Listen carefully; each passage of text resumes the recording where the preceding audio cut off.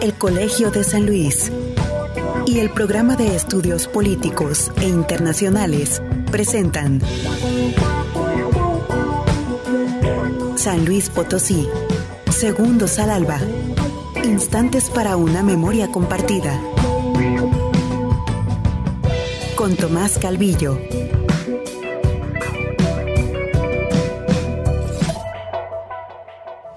Capítulo 3. Agustín Ávila Méndez y Claudia Rocha Valverde. Antropólogos.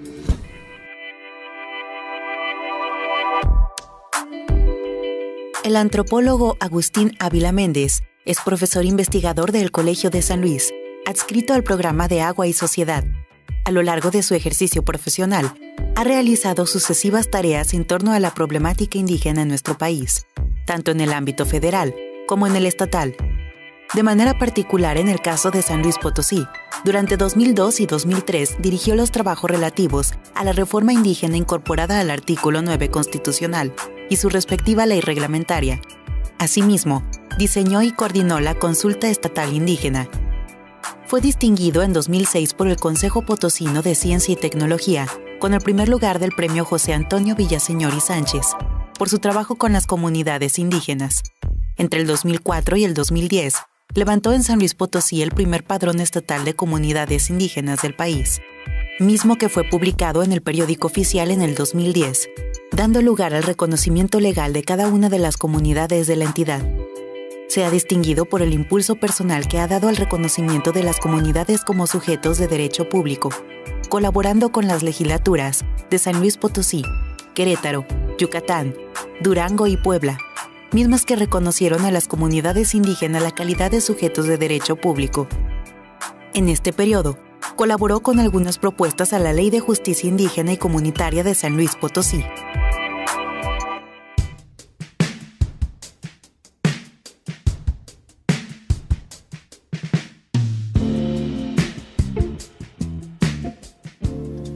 Continuamos aquí con San Luis Potosí, Segundos al Alba, instantes para una memoria colectiva. Estábamos platicando con Claudia Rocha, la doctora Claudia Rocha, sobre su inserción en el mundo de los TENEC de la Huasteca Potosina. Y vamos a continuar hablando de sus libros, pero antes nos va a acompañar el antropólogo Agustín Ávila, al cual le agradecemos muchísimo, Agustín, que estés aquí para conversar. Agustín, tú y yo nos conocemos desde hace muchos años. Desde que éramos chiquitos. Desde que éramos chiquitos, ¿no? Desde el siglo pasado. Sí. Sí, yo creo que la primera imagen que tengo tuya es cruzando un patio en el Colegio de México, en la Ciudad de México. Sí. Ya en el edificio nuevo, claro, ¿no? En los sí. Que se inauguró en el 76, algo así, si mal no recuerdo.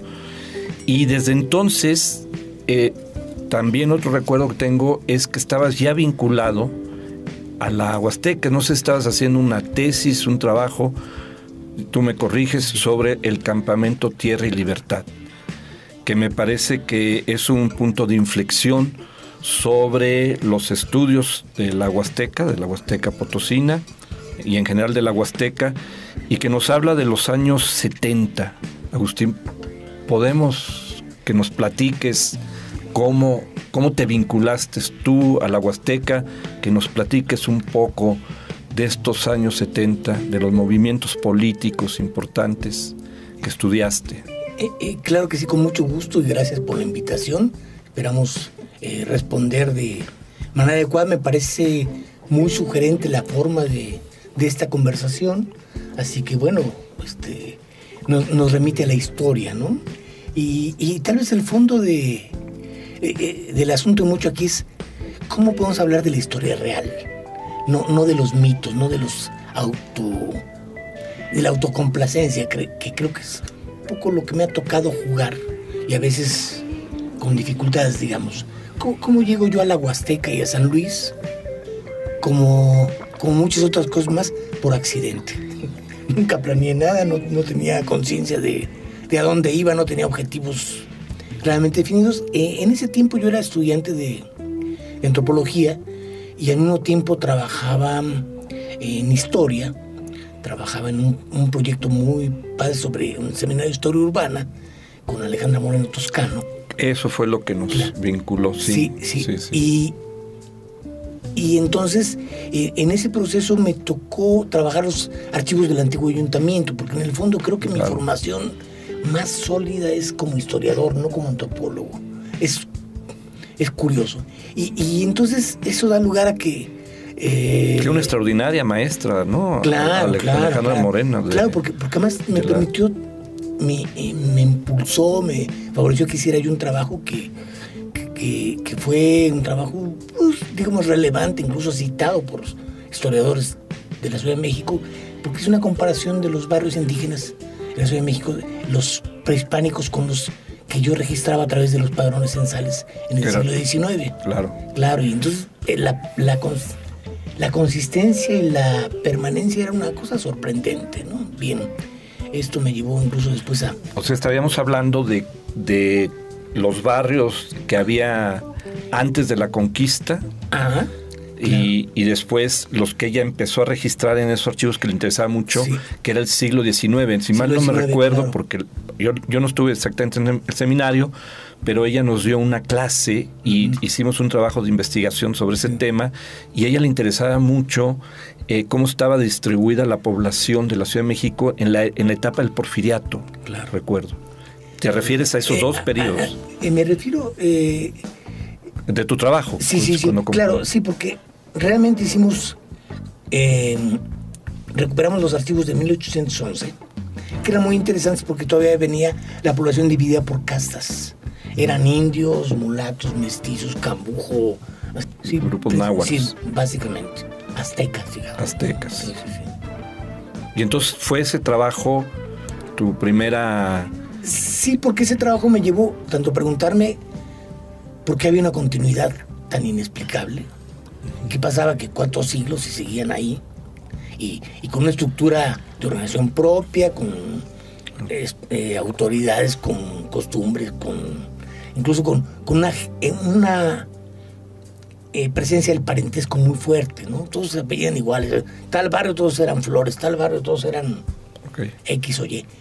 Pero la otra cosa es que eso me llevó al tratar de entender el fenómeno, a estudiar todo lo que era el calpulito y todo lo que era la literatura del momento sobre la organización prehispánica, sobre la organización social indígena, y eso me permitió identificar cuando estaba en algún lugar, de tal manera que cuando yo a la Huasteca llego porque era reportero independiente de una revista que se llamaba Punto Crítico, que la propuesta principal... Una revista que giraba en torno más a la a UNAM, ¿o no? No era una revista, es una revista de circulación nacional, de izquierda, de análisis político, y su planteamiento central era que había que colaborar permeando a la sociedad mexicana de 2 cosas. Primero, las ideas del socialismo, y segundo, un conocimiento diagnóstico más claro, más específico sobre lo que pasaba, ¿no? La vida cotidiana. Claro. Entonces yo trabajaba en la Fuente Campesina, entonces recorrí todos los movimientos campesinos que había en el país. ¿Estamos hablando qué año? En 72, 73, claro. Que estaba en pleno apogeo, ¿no? Claro, el apogeo desde Sonora hasta todos lados. Coahuila, Tlaxcala, Puebla. Ahí había dos fenómenos.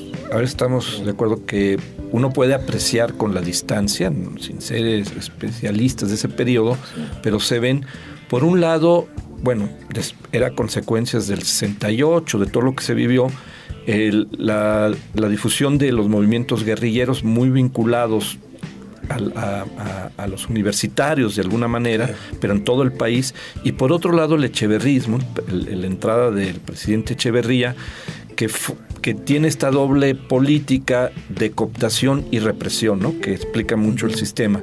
Y entonces se fomenta de alguna manera, o da la impresión de que se fomentan o se apoyan ciertos movimientos sociales, otros son independientes. ¿Estaríamos de acuerdo un poco en eso o no? ¿O tu experiencia? ¿Cuál fue? Sí, yo fui generando un poco una visión, conociendo distintos movimientos y conociendo también la visión un poco de algunas áreas de las instituciones, de que En realidad, en el fondo, era el mecanismo que la administración de Echevarría veía para modernizar el país. Consideraba que la parte agrícola estaba totalmente feudalizada, cosa que era muy cierta. Entonces, que la única manera de modernizar al país era soltar a la gente.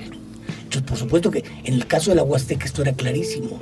El dominio de Gonzalo N. Santos, claro, y los ganaderos y los caciques era enorme. Entonces, y bueno, ya había estado antes López Mateos en Tampico, que finalmente fue como darle un banderazo al navismo. En los 50, fines de los 50. Que declaró, digamos, llegó a Tampico y declaró que los caciques existían mientras el pueblo los toleraba. Sí, ¿no? Que fue como la luz verde, claro, para fue que... la luz verde para... Ahora, claro. En ese movimiento, el movimiento navista, le quita la presencia y control al cacique de la capital, de la ciudad. Sí, pero el cacique mantiene, Santos y claro, los ganaderos mantienen eso que estás diciendo, el control en la zona huasteca. Claro, claro. A ti te toca ese momento de los movimientos campesinos en la zona huasteca. Así es. Yo vengo como reportero y luego hago reportajes que parece que les llaman la atención, les gustaron, porque más hay que señalar que el Campamento Tierra y Libertad se puso así como el zapatismo y otros movimientos de moda. Entonces era el movimiento del jet set. Todo el mundo venía a hacer weekends revolucionarios, ¿no? Todas las organizaciones, todo el mundo estaba ahí, incluidos grupos de la guerrilla. ¿Y dónde estaba el campamento situado? O sea, lo que le llamamos Campamento Tierra y Libertad, sí. ¿Dónde quedaba físicamente? En realidad era una noción de un concepto de organización, pero digamos tenía así como los lugares donde, los poblados donde surgió eran dos ejidos. El ejido de los Otates, el municipio de Aquismón, y el ejido de Cruzitas en el municipio de Valles, aunque estaban colindaban con Micos, con las cascadas de Micos de alguna manera, ¿no? Toda la zona cañera, digamos, eran... ¿Y tú fuiste a conocer la experiencia? Sí, a hacer el reportaje de esas luchas, y de ahí me empezaron a llamar otra vez, y cuando... fue una cosa muy curiosa porque como yo conocía Tlaxcala, Sonora, Coahuila, entonces hay un momento que me empiezan a preguntar, ¿y esto cómo es acá? ¿Y esto cómo es allá? Y al rato pues hay un momento que te dicen, ¿y ahora qué sigue?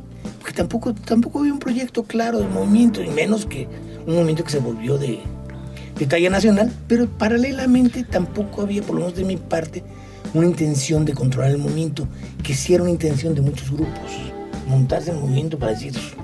Este es nuestro brazo campesino, ¿no? Y bueno, eso generó una relación de confianza con el dirigente del movimiento y cuando te das cuenta que opinaste, y cuando te das cuenta ya estás adentro. Que era Eusebio García, claro. El líder, digamos. El líder del movimiento, sí, así es. Entonces de pronto, como dices, te viste ya adentro con los... Claro. Sí. Y con una enorme responsabilidad, ¿no? Y con una enorme responsabilidad porque pues de tu orientación, de lo que tú digas, pueden suceder muchas cosas, ¿no? Pero ese movimiento era un movimiento campesino, pero no era un movimiento indígena. No, en su origen no era... ¿Cómo puede ser esa diferencia? ¿Cómo puedes...? Claro, tiene que ver con diferencias culturales y grupales, digamos. El movimiento se origina en ejidos que son ejidos mestizos, que tienen la mentalidad mestiza y criolla, por ejemplo, que es importante porque eso es lo que luego yo trabajo en la tesis, en donde me pongo un poco a trabajar cuáles son las utopías de la gente. ¿Por qué la gente? La pregunta es ¿por qué la gente se mete a este movimiento? ¿Qué está esperando? ¿Qué busca? ¿Qué quiere? Y lo que encuentro es que entre los mestizos, la mayoría de los mestizos, pues su proyecto era ser rancheros. Entonces dice, pues si juntamos las 20 hectáreas de cada uno de mis 6 hijos, más las que me tocan a mí, ya tenemos casi 200 hectáreas, eso es un rancho. Entonces esa era la utopía, esa es la perspectiva, de tal manera que cuando la izquierda dice, no, se va a colectivizar, dices, se va a colectivizar tu casa, mano, la mía, no. Y eso genera contradicciones muy fuertes al interior del movimiento. O sea, había diferentes, como hay en cualquier movimiento, perspectiva, pero tú detectaste que podrías decir que la mayor parte de los involucrados campesinos que estaban en ese movimiento tenían esta visión. Sí, sí, yo creo que tenían una visión... ¿Eran de allí campesinos o venían de fuera? ¿Tiene que ver algo todo esto con el Pujalcoy, con el proyecto Pujalcoy o no? El proyecto Pujalcoy tiene que ver, pero en otra etapa. Okay. Digamos, ¿qué es lo que pasa en la primera etapa? Que todos los que quieren tierras dicen, pues ahora es cuándo. Por todos lados. Porque el Estado está de alguna manera estimulando. Está facilitando. Entonces, el campamento de un día para otro, resulta que ya tiene seguidores en Zacatecas, en Tlaxcala, en Veracruz,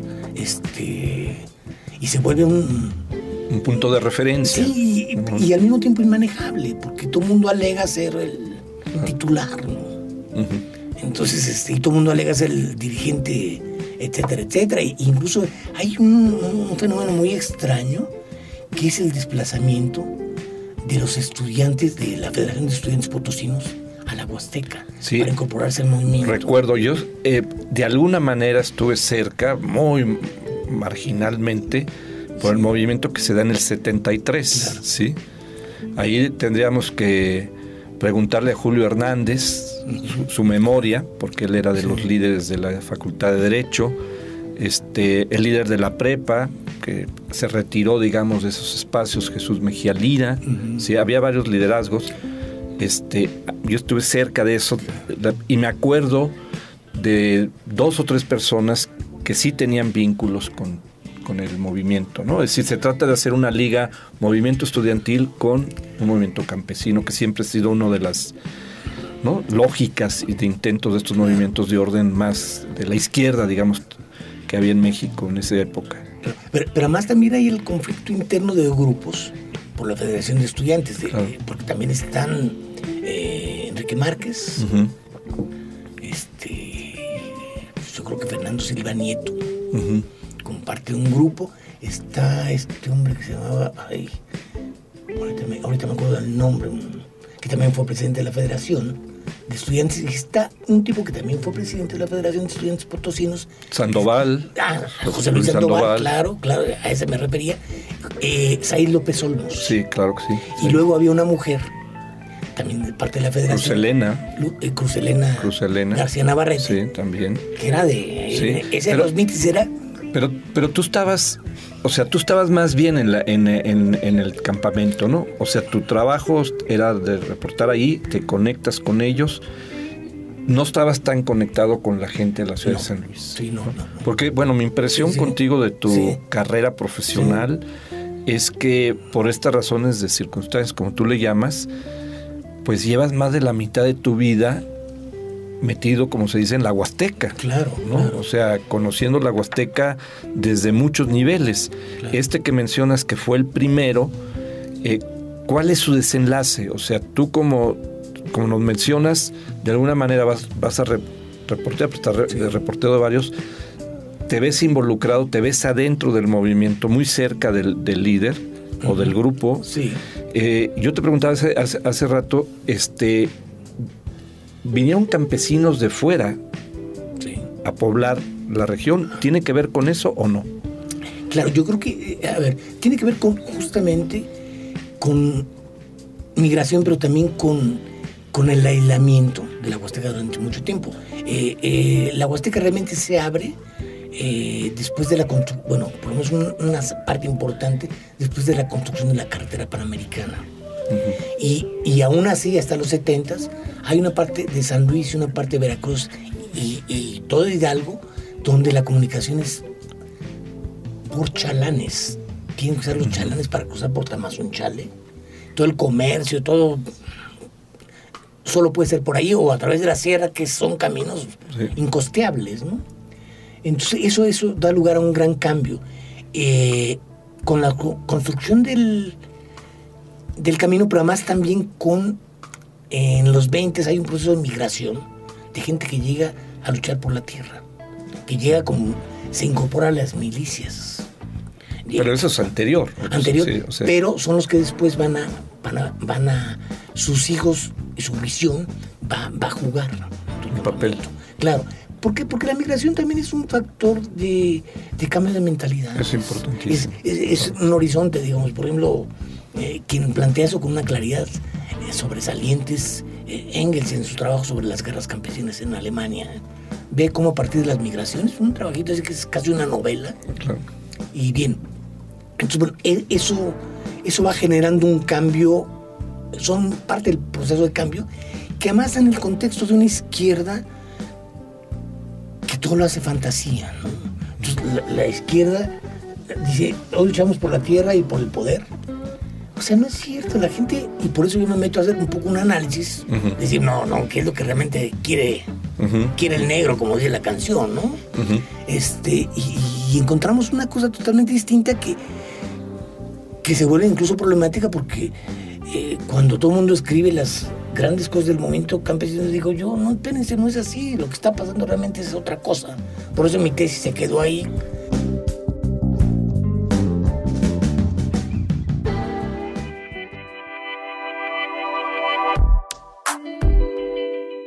Agustín Ávila Méndez ha sido asesor para asuntos indígenas de la Misión Permanente de México ante las Naciones Unidas, con sede en Ginebra, Suiza, consultor del Fondo Indígena de América Latina, del PNUD y de la FAO. Es perito antropólogo reconocido por el Poder Judicial. Actualmente ha concluido los mapas comunitarios y estatales de la presencia de las comunidades indígenas de San Luis Potosí. Es con Brigitte Bartas y Alma Cervantes, autor de Los Huastecos de San Luis Potosí, en la etnografía contemporánea de los pueblos indígenas de México. También coordinó la Guía de Asistencia Legal para los Pueblos Indígenas del Instituto Nacional Indigenista. Es autor del trabajo El municipio en la consulta nacional sobre derechos y participación indígena, organización social, autoridades indígenas y reforma constitucional.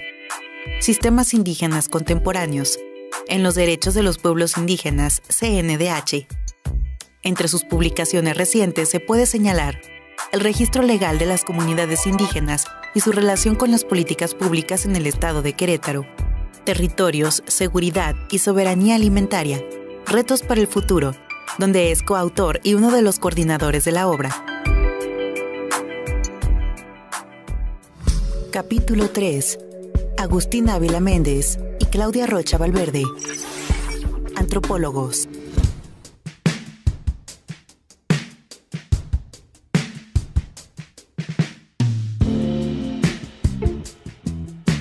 Tu tesis, tu propuesta al final de tu tesis, ¿cuál fue? Esta que estás mencionando, esta análisis, trabajo de campo, le llamaríamos hoy, frente a la ideologización de un proceso que tiene explicaciones regionales y locales que no necesariamente se adaptan a una interpretación, como estás mencionando. Y que tienen contradicciones internas. Claro. El discurso de la izquierda era, y no es porque uno defienda ni a las instituciones ni al gobierno, era el gobierno tiene la culpa de todo. Sí. Cuando en realidad, incluso la muerte de Eusebio, el asesinato de Eusebio García, tiene más que ver con contradicciones internas. Por cómo se va a trabajar la tierra, porque la bronca se da una vez que se gana la tierra y ahora qué hacemos con ella. Y ahora quién se beneficia y cómo se beneficia. Esa es la contradicción. Pues es un movimiento que triunfó de alguna manera en una etapa, consiguen la tierra, mantienen una organización. No, ya cuando, claro, en el fondo es tan frágil que ya cuando obtienen la tierra todas las cosas se van diluyendo y es cuando se da la presencia del campamento en zonas indígenas. La zona indígena de la Huasteca se va orientando hacia allá porque... Esa es la parte que quería llegar porque, bueno, tus largos años ya de estudios sobre las comunidades indígenas, sobre su presencia, en fin, tienen entonces el origen en el campamento, de alguna manera, para ti, circunstancial. Sí, claro. Y entonces, a ver, ese proceso de que se trasladan a las zonas indígenas, ¿tú participas? ¿Tú eres testigo? Sí, me toca, claro. Y además me toca un poco el colaborar en decir, bueno, ¿qué sigue? ¿Cuáles son las alternativas? Y es donde entra Pujalcoy. El primer año de gobierno de López Portillo, la política se modifica y endurece las penas por participar en movimientos, en invasiones, en todo esto.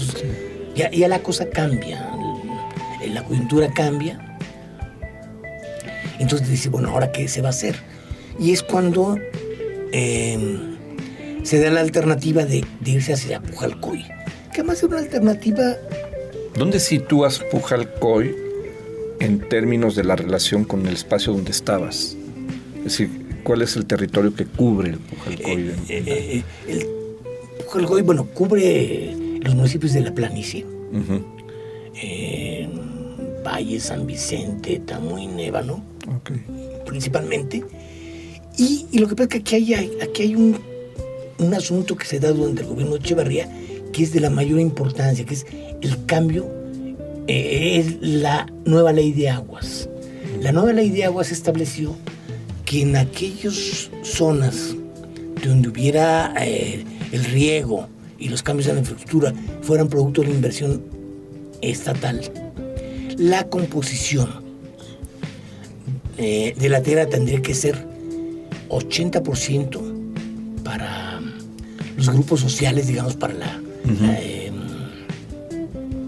núcleos agrarios, ejidos o comunidades, y el 20% para la propiedad privada. El caso es que en la Huasteca, antes de Pujalcoy, era justamente la inversa, la proporción. Okay. El 20% estaba en manos de las comunidades.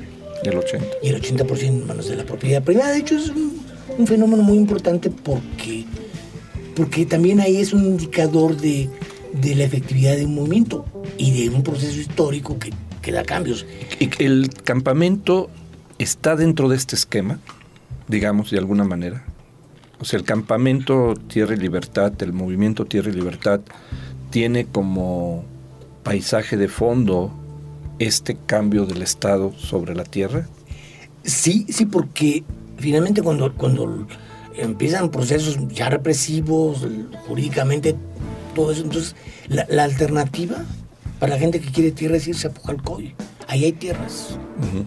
Y más bien la alternativa, y lo que hace el campamento es cómo estructura esta alternativa de manera más organizada, más clara, porque el asunto es también muy complicado. Por ejemplo, todo esto estaba manejado por lo que se llamaba la cuenca baja del río Pánuco. Ni los gobernadores tenían injerencia ahí. Era la Secretaría de Agricultura y Recursos Hidráulicos, que tenía la policía hidráulica, ¿no? Y la policía hidráulica eran pesadísimos, esos sí, gruesísimos, ¿no? Okay. Ahí no había... Uh-huh. Digo, para poner un ejemplo, yo en algún trabajo que hice sobre el sistema alimentario mexicano, llegué con cartas de la presidencia a lugares, se me hincaban. Uh-huh. Llegué a un lugar donde está el Cerro de Oro y toda esta parte de Uxpanapa, donde está la policía hidráulica. Carta de la presidencia, espérese. Uh-huh. y bueno, de ese tamaño la diferencia, bien. Pero entonces, en la Sarcho cuida mucho, a partir del momento, de que los solicitantes de tierra queden todos revueltos. No permite que los de un lugar vayan a poblar un solo ejido, sino una mezcla. ¿Para qué? Para impedir los procesos organizativos. Después eso da lugar a otras características de los procesos organizativos. Pero bueno, regresando a la parte indígena, yo creo que la parte indígena... ¿Cómo entras en esa parte? ¿Cuál es tu primer contacto con él? Ya, porque estamos hablando, la entrada a la Huasteca es vía esta población mestiza, así es, sí.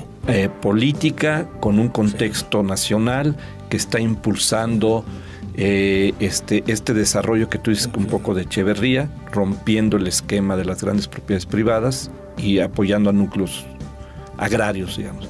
Y de ahí, ¿cómo entras en contacto con la parte indígena, que es donde ya te quedaste, digamos? Sí. Bueno, es que ahí hay una parte justamente, la definición de estrategia del campamento de Tierra y Libertad era, antes de cualquier invasión, agotar todos los recursos legales. Uh-huh. Entonces, pero para agotar todos los recursos legales había que consultar los archivos agrarios y los expedientes agrarios que estaban en reforma agraria en México. Y entonces, bueno, lo que empezó a pasar es que de repente pues, te piden de favor un día, oye, van a llegar unos que no se saben mover en la Ciudad de México, ¿podrías ayudarles? ¿Podrías recibirlos y llevarlos ahí al archivo? Al archivo. Pues en ese caminito al rato ya no era uno, sino era cada 2 por 3, lo cual me permitió conocer la parte legal. Porque más, en el mismo archivo, los expedientes no era fácil, la burocracia es muy canija, ¿no? Sí. Entonces, y sí, me hice un poco un especialista en expedientes agrarios y en la ley agraria. De tal manera que de esa manera también me tocó llevar a indígenas, de comunidades que estaban viendo su expediente, que estaban revisando. Y conocí indígenas de Aquismón, de Tancahuitz, de Tanlajas, que estaban integrándose al campamento Tierra y Libertad. ¿Y eran nahuas, tenex? Sobre todo tenex, pero también nahuas. Okay. Pero principalmente tenex, que era la parte que colindaba. Y entonces, bueno, ya que estaba yo ahí, empecé también de manera accidental a registrar la estructura interna de organización. Por ejemplo, cosas... Pero ya no estabas como reportero, sí, ¿todavía seguías? Seguía yo como reportero y esta otra, en realidad, yo nunca estaba como parte de la dirigencia. Socio de esa revista, ¿no? Pues la verdad que la revista terminó en un aquelarre de aquellos, una división interna, donde un grupo decidió que... Pero duró un buen tiempo, ¿no? Y fue una revista muy importante, fue importante, claro. ¿no? Y hacía muy buenos análisis. Ahí estaba Goldenberg, estaba Sánchez Lara, mucha gente, Alfo Sánchez Rebolledo, y mucha gente, Rolando Cordera. O sea, había un grupo y también éramos un grupito de antropólogos que estábamos ahí, sobre todo en la parte agraria, un poco en la parte urbana. Entonces tú entras ahí en este contacto de intermediario, en buen sentido la palabra, de llevarlos al archivo, apoyarlos en el archivo, y aprendes la realidad histórica de las comunidades, en este caso Tenec. ¿Y qué pasa? Bueno, pues entonces eso me permite saber que distinguir qué pasos hay que dar para esto, para el otro, qué falta, qué no falta, y por dónde me obliga a distinguir claramente lo que es en términos agrarios la comunidad elegido de la comunidad agraria, indígena. Porque tiene diferencias, no mayores, pero sí tiene diferencias. La comunidad indígena es en su estructura más autónoma porque es un poco una continuidad con lo que fue la República de Indias. Tiene altos grados de autonomía. Y entonces cuando voy encontrando de casualidad los elementos de estructura interna, de organización, pues me quedo sorprendido porque parte yo ya los conocía. Y voy a poner un poco cómo se da una parte totalmente accidental. Hay un día en que hay una fiesta, yo fui a grabar música. ¿En dónde era la fiesta? En la comunidad de Tampate, en Aquismón. Y de repente era una fiesta medio agraria, medio de lucha, medio ritual, era todo mezclado, ¿no? Y de repente empieza a llover y habían colocado unos cables para poner bocina y todo, y hay un niño que se prende a los cables y nadie sabe qué hacer, y el niño está así, pues todo mojado, pero yo traía un morral y me acerqué con el morral, le di el chingadazo ahí en las manos, se soltó, ya luego le di masaje, pero pues nadie sabía qué hacer, ¿no? Y ya el otro día me invitaron los papás a ver al niño, todo eso, y resulta que el papá era algo así como del niño como coordinador de rezanderos.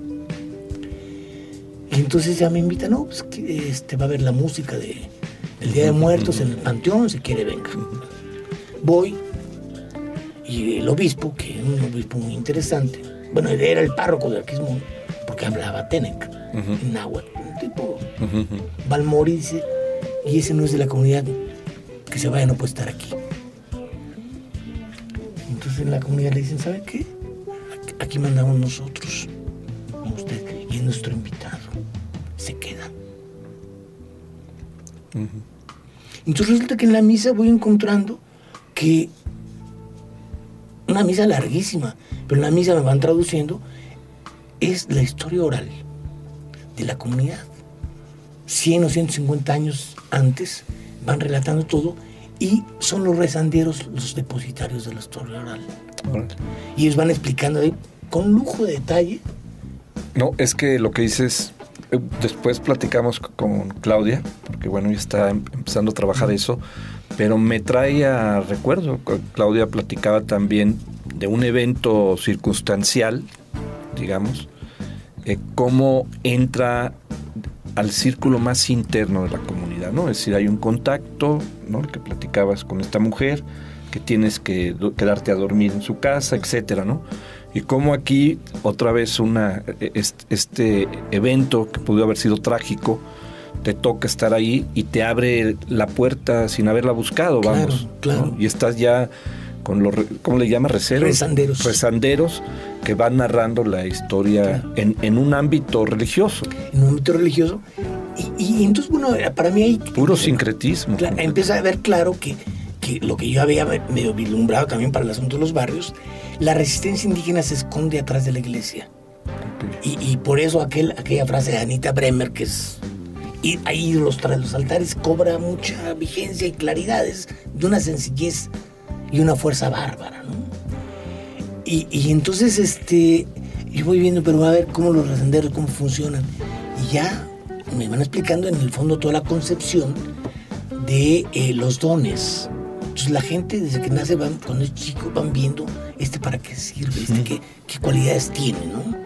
Vocaciones, diríamos. Claro. Entonces los rezanderos son elegidos desde niños porque su papel es muy importante y porque tienen que ser discretos, tienen que ser cuidadosos, porque esta es nuestra historia y se debe conservar, ¿no? Un poco era parte de los...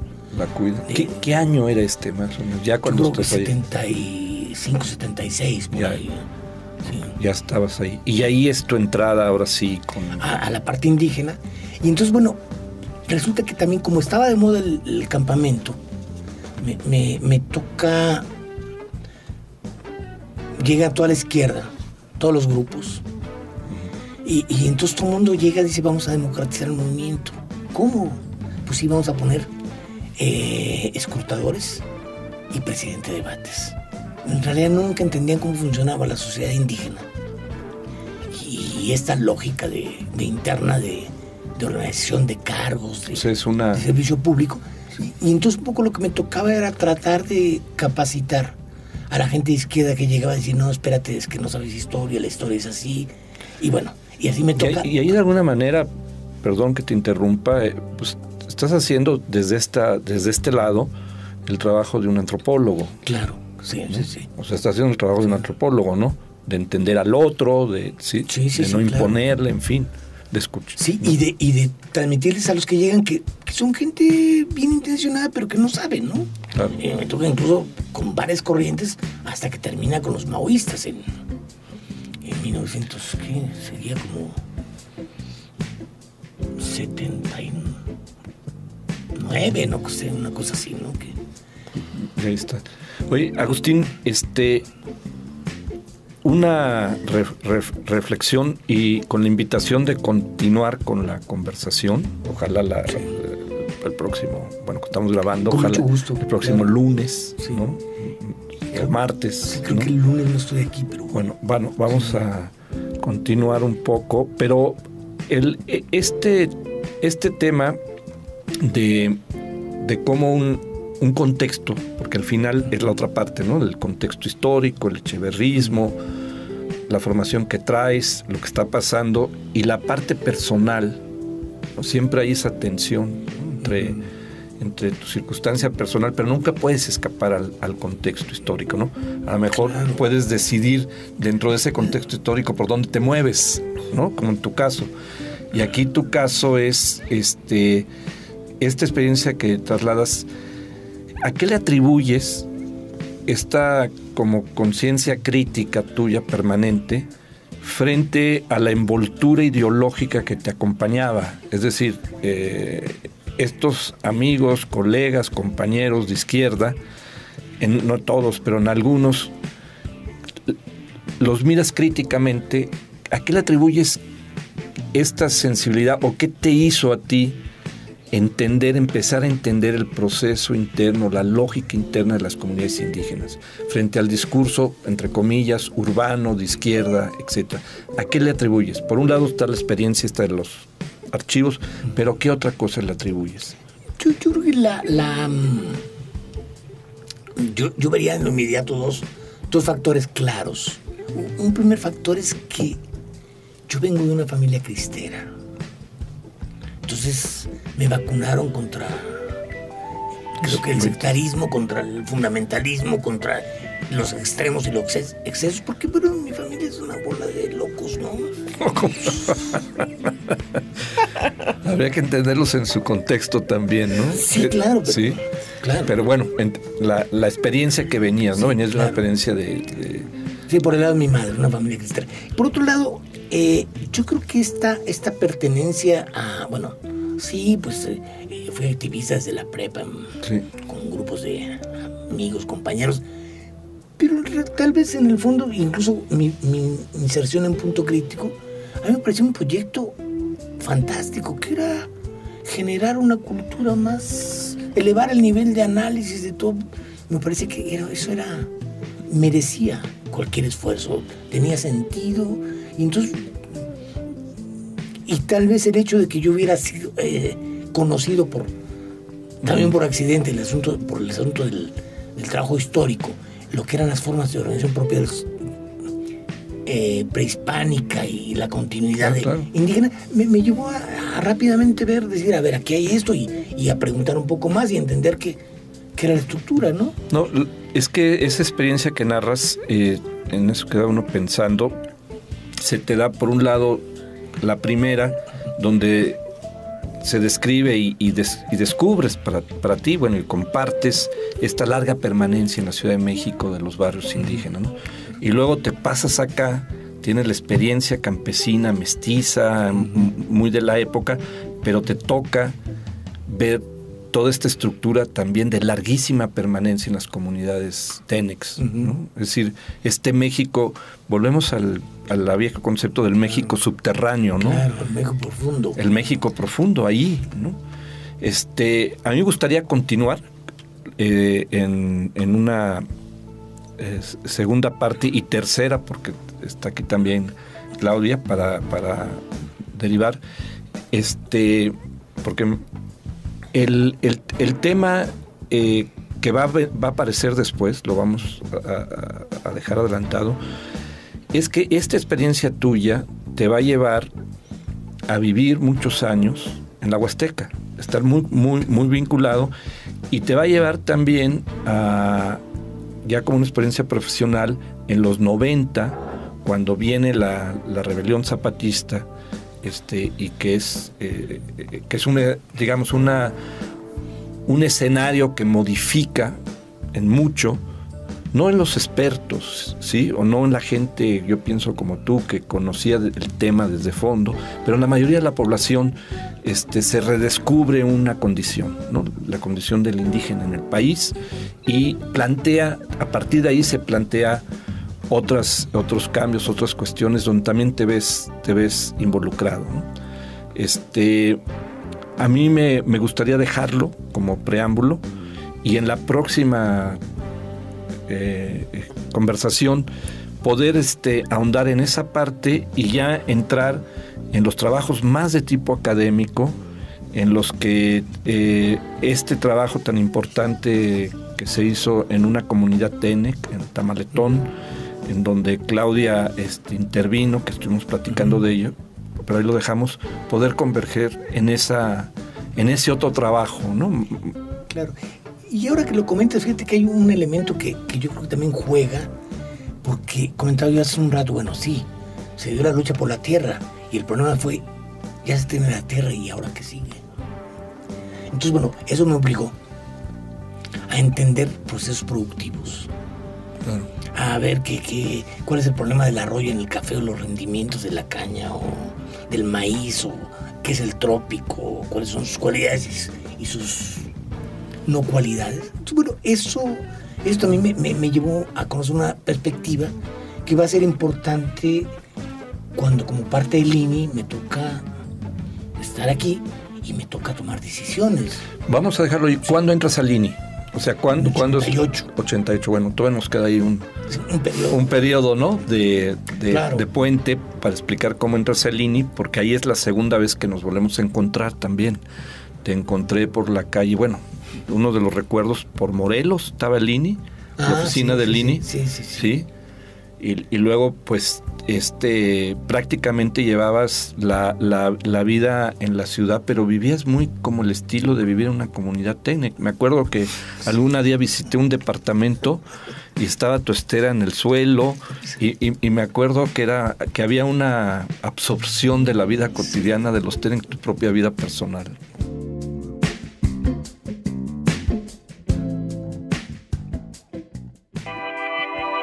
Claudia Rocha Valverde es doctora en Historia del Arte y profesora e investigadora del Colegio de San Luis, en el programa de Estudios Literarios. Sus estudios comprenden las tradiciones de origen mesoamericano y su transformación hasta el periodo contemporáneo, mismas que prevalecen gracias a una tradición oral y visual fuertemente conservada. Sus investigaciones son abordadas desde una perspectiva interdisciplinaria, en la que confluyen la historia cultural y del arte, la tradición oral y la etnografía de los pueblos originarios Tenec, Nahua y Pame. Capítulo 3. Agustín Ávila Méndez y Claudia Rocha Valverde. Antropólogos.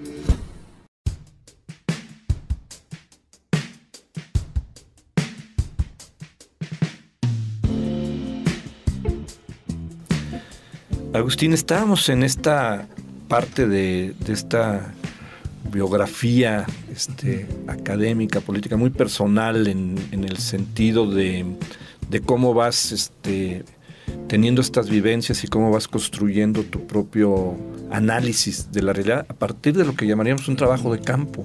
Lo que ahorita lo haces como antropólogo en una institución académica, haces el trabajo de campo, pero evidentemente estabas haciendo un trabajo de campo fuera de la academia. Tu propia vida es un trabajo de campo, podríamos decirlo. Y estábamos conversando, nos quedamos en este momento en que entras a la comunidad por el evento que platicabas de un ritual que había ahí en la comunidad y el accidente que tuvo el niño. ¿Qué pasa después de eso? O sea, cuando ya te empiezas a frecuentar la comunidad, ¿cómo estas comunidades tienen?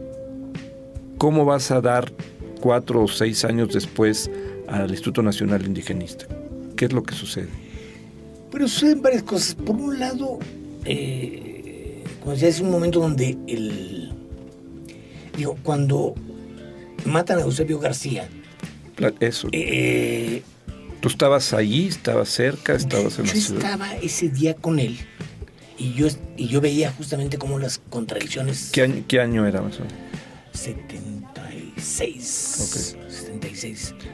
¿Ya habías tenido este contacto con la comunidad Tenec o todavía no? ¿O fue un poquito antes? ¿O es más era el periodo? Muy ligero. Había un contacto inicial, digamos, pero todavía no se enteró. Entonces, cuando matan a Eusebio García, que lo matan en un suceso lamentable que es un conflicto interno por cómo se maneja la tierra. Uh-huh.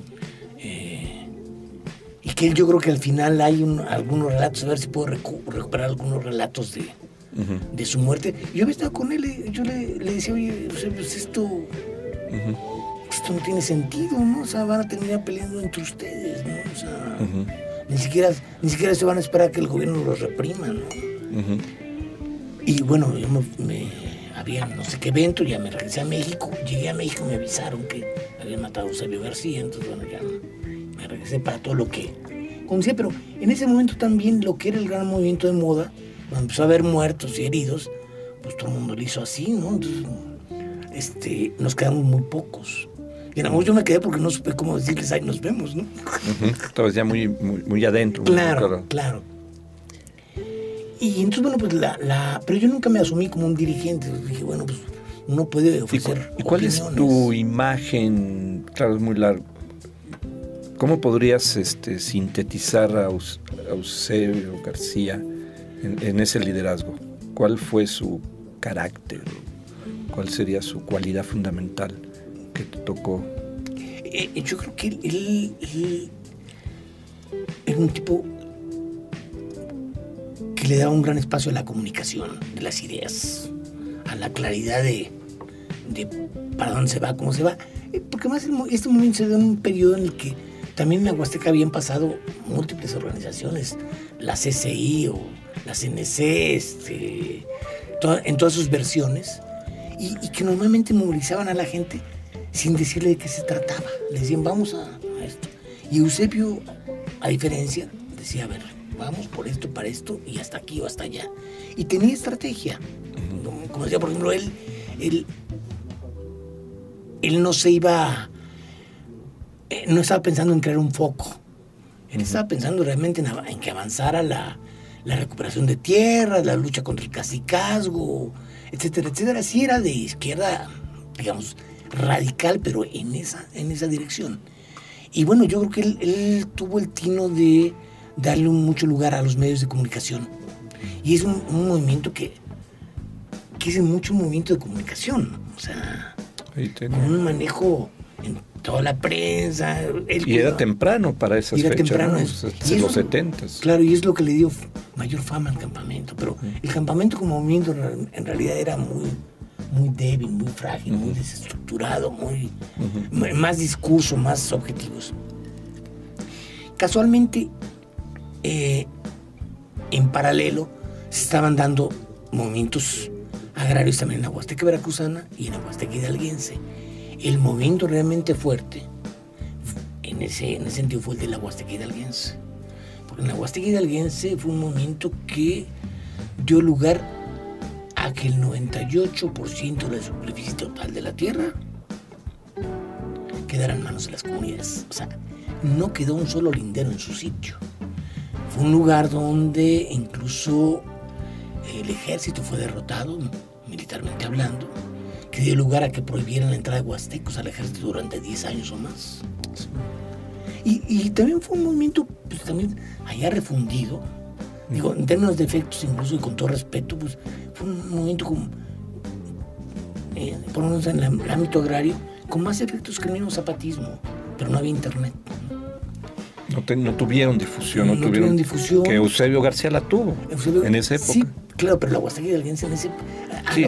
La Huasteca Hidalguense es hasta 1971, que tiene carretera. Sí, todo era un gran aislamiento. Por ríos, ¿no? Un gran aislamiento.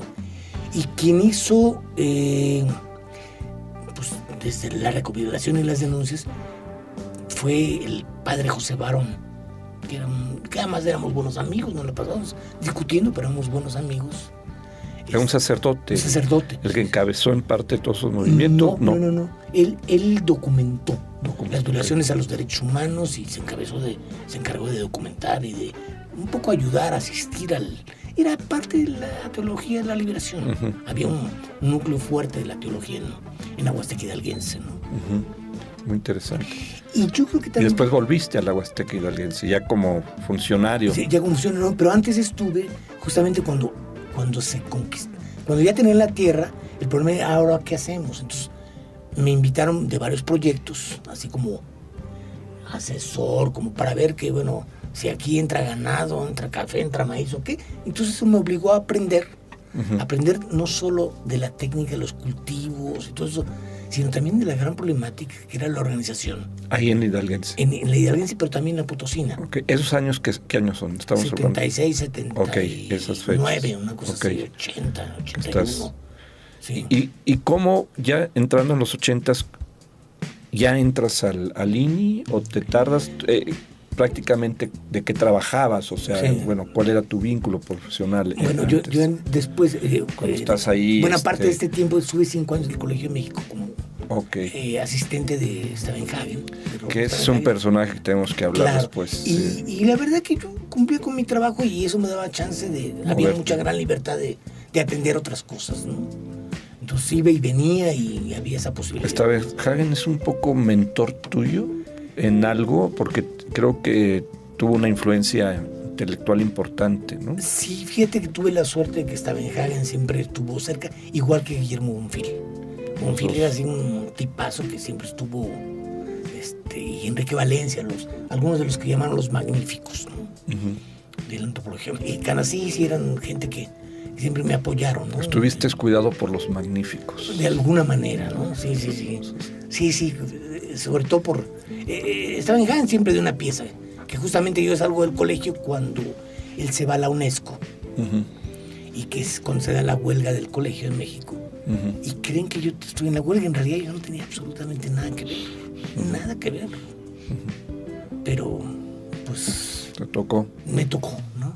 Oye, dando un salto, volviendo, pero dando un salto al presente en términos de acciones y han pasado, bueno, muchísimas cosas, nos llevaría mucho tiempo, todos los relatos de los periodos de la Huasteca, en fin, en el trabajo de hoy en día, a mí se me hace sobresaliente lo que te tocó hacer, y que Claudia también participa, en hacer visible, porque eso creo que es lo más importante, una tradición cultural, y no solamente tradición cultural, es una estrategia cultural, así la veo, de parte de la población Tenec, de una comunidad, que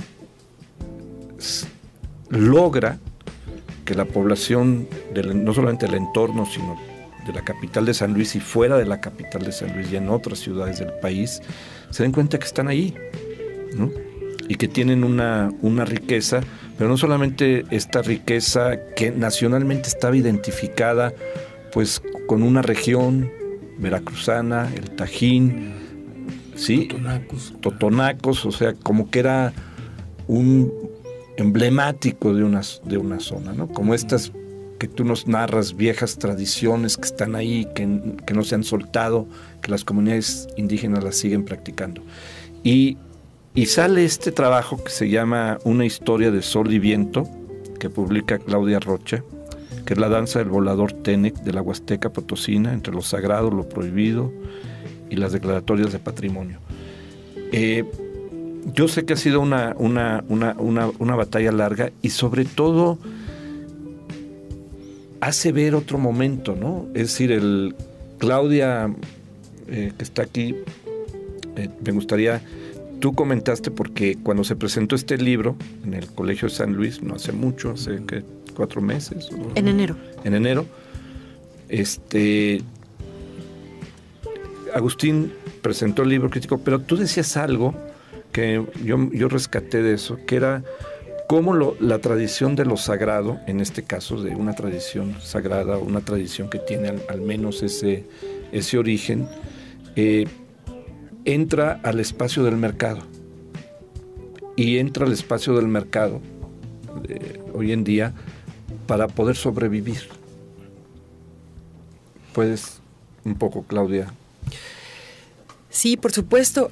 Mira, el trabajo que hice con los voladores de la comunidad de Tamaletón, y que, como tú señalabas, que los que tenemos más visibilizados como nación, como mexicanos, sí estamos familiarizados con los totonacos, ¿no? Que son los que llevan, digamos, la voz cantante de esta danza ritual, porque ellos mismos le llaman danza, que es la del volador. Y conocemos, bueno, los voladores de Papantla. Ellos son, digamos, conocidos nacionalmente y también más universales por una serie de situaciones que bueno, están visibilizados porque han estado más, digamos, presentes en los reflectores, o quizá han tenido más apoyos por parte del gobierno estatal veracruzano. Y los voladores de Tamaletón en la Huasteca Potosina tienen una historia más corta en cuanto a su visibilización, pero tienen una historia de larga tradición, igual que los totonacos, porque estamos hablando de una tradición que viene de la época prehispánica, ¿no? Y bueno, para poder fijar más o menos cuál es el periodo de origen, ¿no? Que si es el año, si es el siglo XI, como propone Guy Estreserpean, que es el que mejor los conoció, este etnólogo francés que llegó con la misión francesa de arqueología a hacer trabajos en Tamtoc. Y él lo que propone es, bueno, la antigüedad puede darse, o al menos el lugar de origen puede darse en el centro del país, quizá en Tula, y de ahí hubo pues una migración importante en algún momento del pueblo de Tula, y ellos se desplazaron para distintas partes de lo que era Mesoamérica, llegando a Centroamérica, quizá hasta El Salvador y Costa Rica. O sea, sí sabemos que hay todavía voladores en Nicaragua y en Guatemala. Pero bueno, concretamente estos de Tamaletón, y además es muy interesante pensar en estas historias que tienen una tradición, que tiene una historia de cientos de años. No sabemos o qué tanto se acercan al 1000 o más de 1000 años de historia. ¿Y cómo es posible que en el siglo XX, y que es cuando empiezan a aparecer, y en este siglo XXI es cuando salen a la luz pública, y es cuando los mexicanos podemos conocer a los voladores de Tamaletón en la Huasteca Potosina? O sea, ¿qué es lo que sucede para que estén ahí tan aislados, tan marginados? Bueno, pues ¿qué es lo que sucede? Son historias de colonización, de mucha marginación y de pues poco apoyo para desarrollarse o involucrarse con Pero a mí me gustaría proyectos productivos, ¿no? Para salir a la luz. Sí. Preguntarme más bien qué es lo que sucede para que nos enteremos que ahí están, ¿sí? ¿Qué pasó? Porque ahí hicieron de alguna manera un trabajo en equipo. Tú tienes aquí una investigación que va muy en la línea de las cuestiones de, sí, bueno, que se remontan a tu doctorado mismo de Historia del Arte, de ver la parte cultural, de entrar por ahí. Pero ¿cómo fue posible esto? Y Agustín, pues las estrategias, me imagino, de registro, de reconocimiento, de que el Estado, ¿cuál fue la declaratoria que hizo el Estado de San Luis Potosí para reconocer esto como un patrimonio cultural? Vamos, ahí hay una estrategia, sí, ¿no? Es decir, por un lado, a mí me gustaría escuchar eso. Sí, mira, antes de pasar a la parte de la declaratoria de patrimonio, que ahí es, sí, Agustín, una de las figuras principales, ¿no? Para hacer esto posible, yo lo que recuerdo es, en el 2006 se abre Tamtoca al público. Se abre ya como para... Ahí estaba el sitio y había sido excavado, pero bueno, al público es este año. En el 2006 también se constituyen estos voladores de Tamaletón como centro ceremonial. Empiezan así como que un proceso de asociación civil o de sociedad civil, algo así parecido, pero ahí se quedan, ¿no? Muy guardados en su comunidad. Es una pequeña comunidad en el municipio de Tancanwitz. Y ahí van ellos, todos estos años, empujando todavía con sus viejos, ¿no? O sea, hombres que tenían todo este conocimiento, esta sabiduría, que habían entrenado ellos a su vez a sus hijos o a otros de la comunidad. Pero hay dos personas principales que son los que empiezan a empujar y tratar de mantenerse. Pero es una década, o sea, todavía el 2006, 2010, 2012, no está ocurriendo casi nada en la comunidad en términos de saber los mismos potosinos que en San Luis Potosí había un grupo de voladores. Entonces, bueno, yo empecé a trabajar con esa comunidad por otras cuestiones antes de la danza, y con toda la experiencia que tiene Agustín y toda su participación y el padrón de comunidades que ha hecho, pues empezó a proponer una forma, un modelo de participación con la comunidad para empujar hacia la declaratoria de patrimonio que ellos también estaban queriendo, buscando para pues, visualizarse, para también interactuar con las instituciones gubernamentales, ¿no? Porque en realidad pues no los pelaban, ¿no?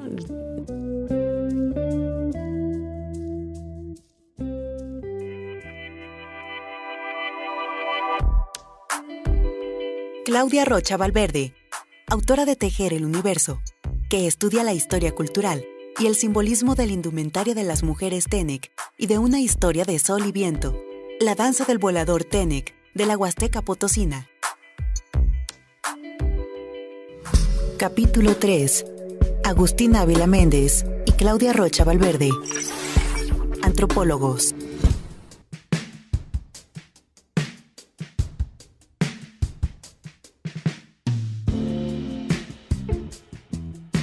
Agustín, fue más o menos en 2012, 13. Yo creo que entonces ahí ya Agustín puede platicar todo este proceso porque fue en el 2016. Ok, ¿tú entras Sí. en contacto? ¿En qué año entras en contacto con ellos? Con ellos, yo desde el 2012 empiezo a visitar la comunidad de Tamaletón, sí, y seguía haciendo mi trabajo que tenía que ver con la historia de la vestimenta, y después ya empecé a trabajar en la historia de la danza. De la danza. Sí. Y ahí tiene. Y entonces, bueno, ahí entra Agustín. No, porque es un caso muy valioso. Sí. O sea, me refiero de dos caminos distintos. Confluyentes, que bueno, es decir, que aquí en el Colegio de San Luis sí. se da como el espacio institucional para y el facilitar, proceso. digamos, pero el trabajo Sí. de ustedes de formar equipo y lograr una muy buena dinámica con la comunidad TENEC, lograr lo que hemos dicho, sobre todo construir confianza y registrar esto, lo tenemos en el libro, pero ya la presencia de los voladores empieza a ser conocido nacionalmente, y en mucho el impulso que ustedes dan son como vasos comunicantes con la sociedad urbana, facilitadores en cierto sentido del lenguaje. Sigues haciendo esa traducción de alguna manera, pero también es otro reto porque es otro momento, ¿no? Es decir, es un momento que se rompe el aislamiento, que estamos en esta gran discusión que Agustín ha estado metido desde hace muchos años, que tiene que ver con las reformas constitucionales, ¿no? Que beneficien y que den lugar a las autonomías indígenas en el buen sentido de la palabra, etcétera, etcétera. Está este evento que es más que un evento cultural.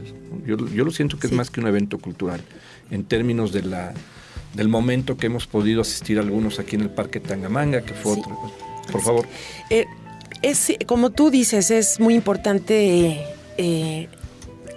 afirmar esta situación, confirmarla. ¿En qué momento también podemos los investigadores, los colegas, coincidir con una investigación o con un lugar específico y echarnos la mano? Que bueno, tanto Agustín a mí me ha apoyado muchísimo, y además, bueno, como estudioso de la Huasteca, de las Huastecas o de la gran región huasteca con todos sus estados, pues yo creo que él es una autoridad, ¿no?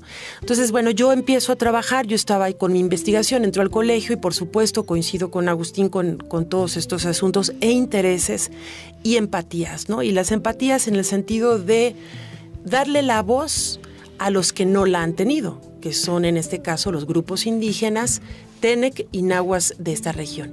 Y en el caso de los voladores, pues son los TENEC, y es cómo armar y organizar un modelo en donde sean ellos los que proponen, los que lanzan la iniciativa, y apoyados, digamos, al ladito, o no enfrente, sino al ladito, con metodologías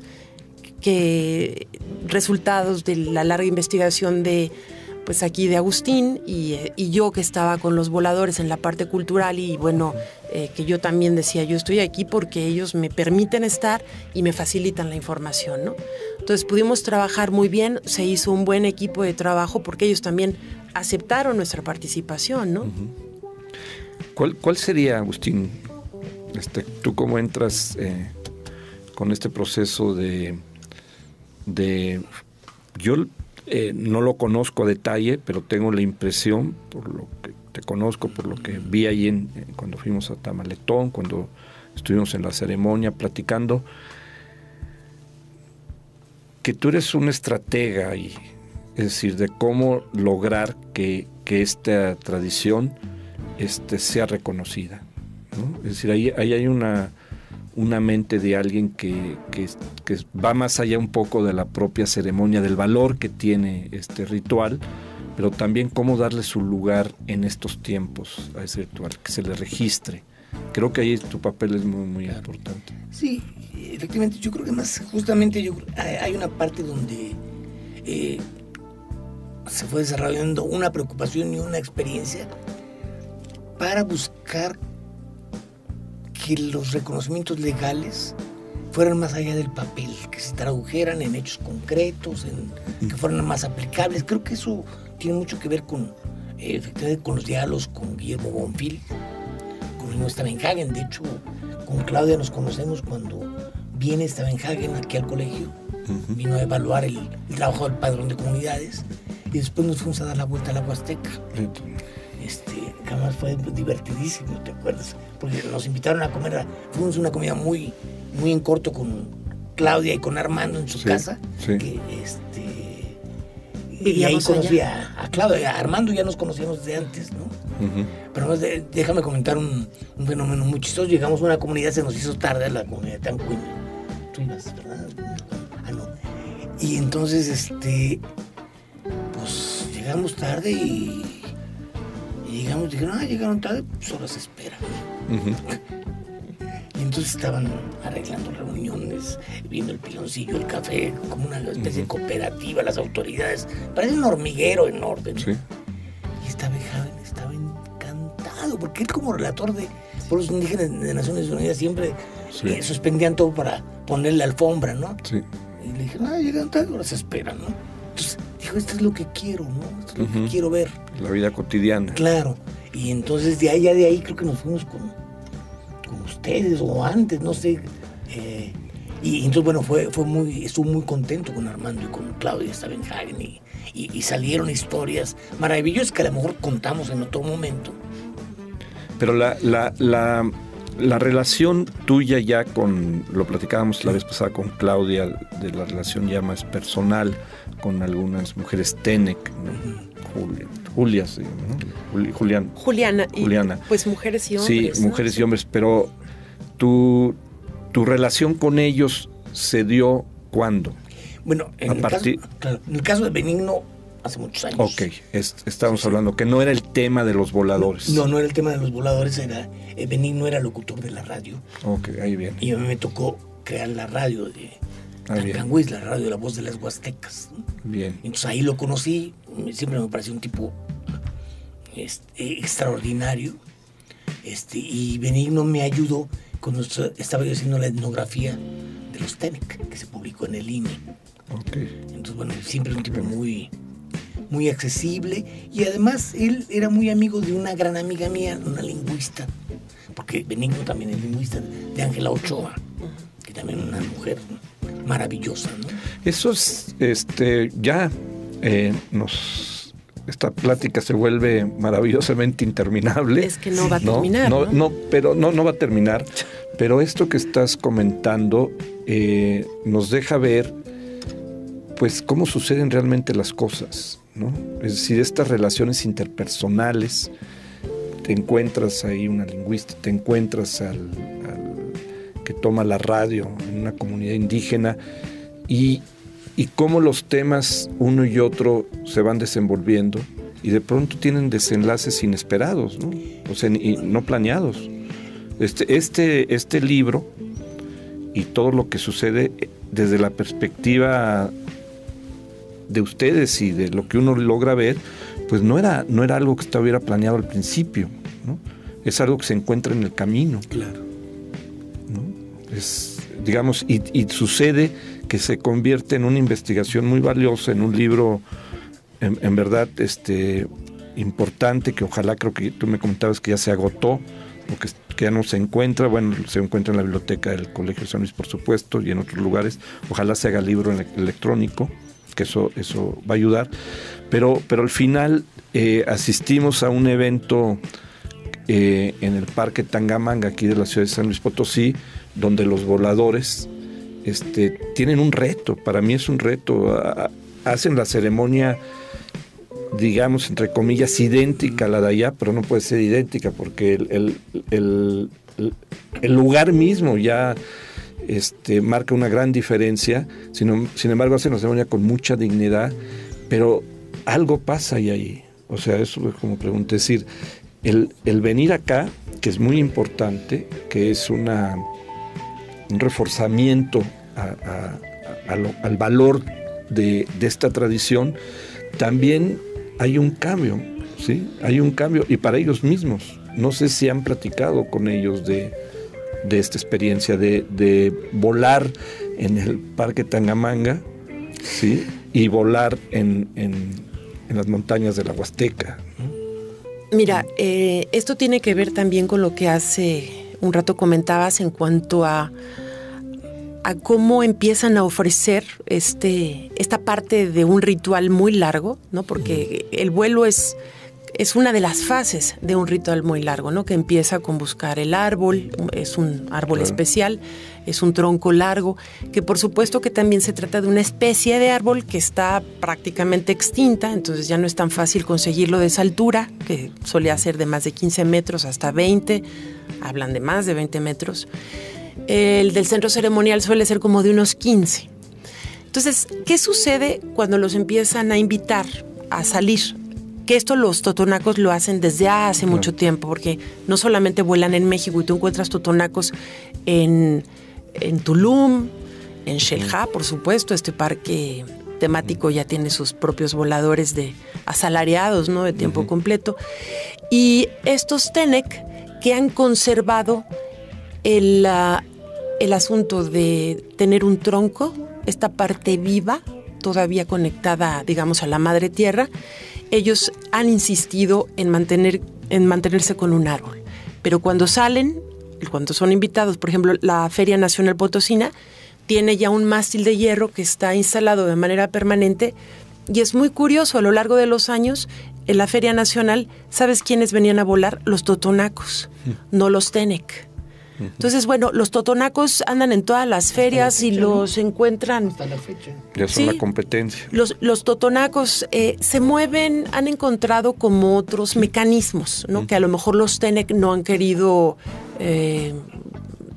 meterse a esta negociación, aunque bueno, pues ya empiezan a hacerlo porque también, ¿qué sucede? O sea, son comunidades muy marginadas, regularmente son pequeños agricultores, o viven de emplearse en las cabeceras municipales, alguien que les dé una chambita y bueno, pues con sueldos muy, muy bajos, ¿no? Y ellos lo que están buscando también es un recurso, un ingreso económico para poder mantener a la familia, mantenerse ellos.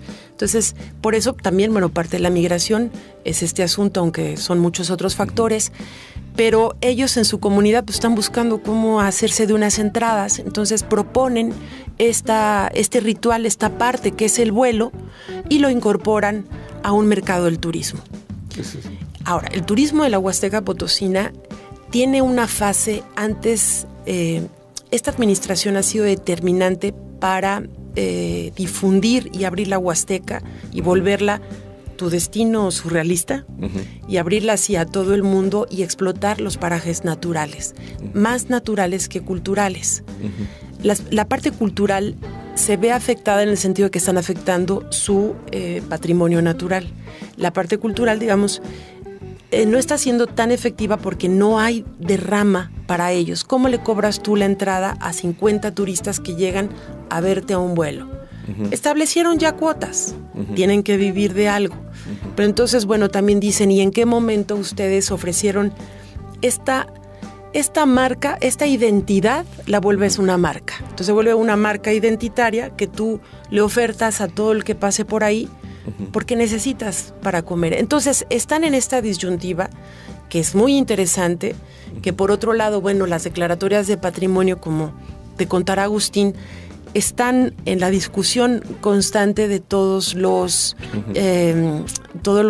antropólogos y los historiadores que tienen que ver con estos asuntos de los patrimonios, y decir, porque una declaratoria de patrimonio les impone una agenda que tiene que ver con los recorridos turísticos, con las instituciones culturales, tienen que estar insertos porque si no nadie los ve, ¿no? Yo creo que esta explicación que das subraya mucho el concepto del proyecto que nos une aquí, que era conceptualmente estamos viviendo una época de mutación, ¿no? O sea, en todos los términos.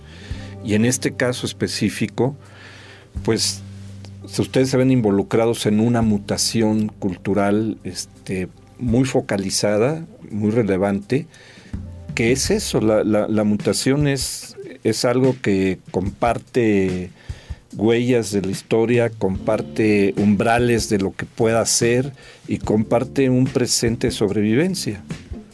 ¿no? Y es ahí donde se crea esta tensión entre lo sagrado y el mercado. Yo creo que ese es uno de los grandes dilemas del mundo contemporáneo, ¿no? Es decir, esta inserción que es inevitable de sostener una tradición ritual, una creencia, que es además una cosmovisión, con la sobrevivencia del mercado. Y es también lo que en algún momento comentábamos respecto de cómo cambian los imaginarios, ¿no? Si ellos están tan conectados a la madre tierra, te digo, esta intención de mantenerse los Tenec con un palo todavía que viene de estos árboles que le llaman palo volantín, pero no es el nombre científico, hay como 2 o 3 especies que pueden usar para eso, conectados a la madre tierra, y una madre tierra que está cambiando también su fisonomía, porque le está cediendo el espacio al cemento y a la urbanización, ¿no? de las ciudades. Ahora, por otro lado, esto del palo es muy importante porque además no solamente es la conexión entre los 3 niveles del cosmos, sino que este palo también se transforma, se reconfigura el ritual, podremos decir, o la forma de practicarlo. Los Tenec, por ejemplo, eran de los pocos que hasta hace 5 años todavía subían descalzos a la punta del palo, porque enrollaban una cuerda y la cuerda era más fácil treparla con los pies descalzos. Entonces, este cambio ahora para el uso del palo de mástil, ya no es un palo sino un mástil de hierro, son unas escalerillas para lo que necesitan necesariamente un botín o un guarache. Los totonacos usan un botín como botín charro, hermoso, desde hace tiempo. Y los Tenec, cuando están fuera de su comunidad, pues usan un zapato para poder treparlo. Entonces, hay cambios también en la vestimenta, hay que acomodarse, hay que irse adaptando a todos estos cambios. Pero lo interesante es que no lo han soltado. Se están organizando una escuela de voladores que, aunque es pequeña, Ahora, hay 2 personas atrás empujando todo este proyecto, o 3 personas en términos de liderazgo, y es un grupo más grande que va jalando en torno al centro ceremonial del volador, pero hay mujeres que están cocinando gastronomía tradicional, ¿no? Los alimentos que vienen del monte, hay mujeres que están bordando, hombres que están construyendo instrumentos, porque la música es importantísima.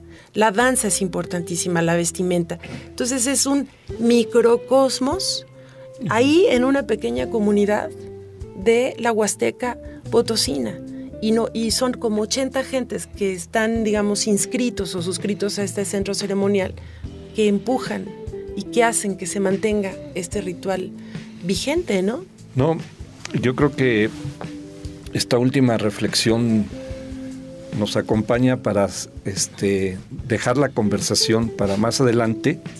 Y tú mencionas son 80 personas, pero ya la están viendo a esas 800,000. O sea, este microcosmos, creo que parte del trabajo que ustedes se han visto involucrados y han impulsado, pues ha sido significativo también para ellos.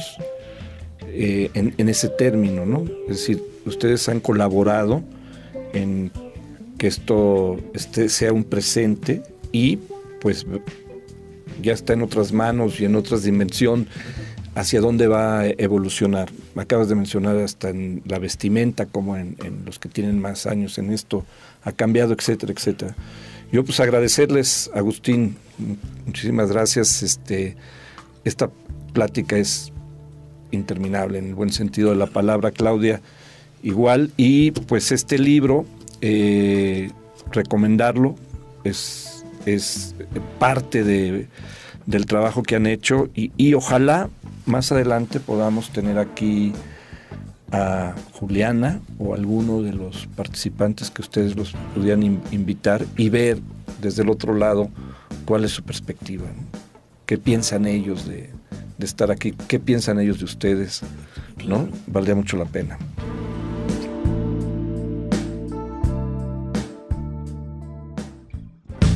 Gracias por escuchar San Luis Potosí, Segundos al Alba. Instantes para una memoria compartida. Con Tomás Calvillo. Música: Gato Fantasma, de Francesc Alcácer y Jordi Alcobe.